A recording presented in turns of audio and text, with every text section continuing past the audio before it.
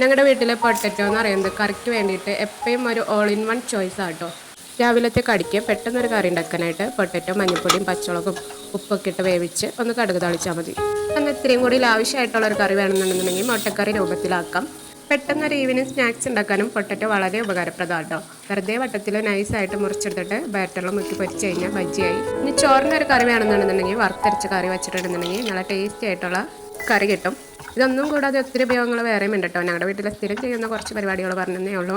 ഇപ്പോൾ നമ്മൾ ഉണ്ടാക്കുന്നത് പൊട്ടറ്റോ ബോണ്ടയാണ്. പിന്നെ പൊട്ടറ്റോ വാങ്ങിച്ച് വെച്ച മുള വന്ന് തുടങ്ങി അല്ലെങ്കിൽ വാടി തുടങ്ങുന്ന സമയത്ത് ഇതേപോലെ ഒന്ന് വേവിച്ച് മസാല ആക്കി വെക്കുകയാണെന്നുണ്ടെങ്കിൽ നമുക്ക് എപ്പോൾ വേണമെങ്കിലും ബജ്ജിയായിട്ട് ഉണ്ടാക്കി കഴിക്കാം കേട്ടോ. സാധാരണ ഉണ്ടാക്കുന്ന പൊട്ടറ്റോ ബോണ്ടയൊക്കെ എപ്പോഴും ഉണ്ടാക്കണില്ല. അപ്പോൾ ഞാനിന്ന് നോക്കത്ത് ദുബായ് സ്പെഷ്യൽ എന്ന് പറഞ്ഞിട്ടൊരു റെസിപ്പി യൂട്യൂബിൽ തന്നെ കണ്ടതാണ്. എക്സ്ട്രാ ബുദ്ധിമുട്ടൊന്നുമില്ല, സാധാരണ ഉണ്ടാക്കുന്ന പോലെ തന്നെയൊക്കെ തന്നെയാണ്. എന്നാലും ഇൻഗ്രീഡിയൻസിലൊക്കെ ചെറിയ വ്യത്യാസമുണ്ട്.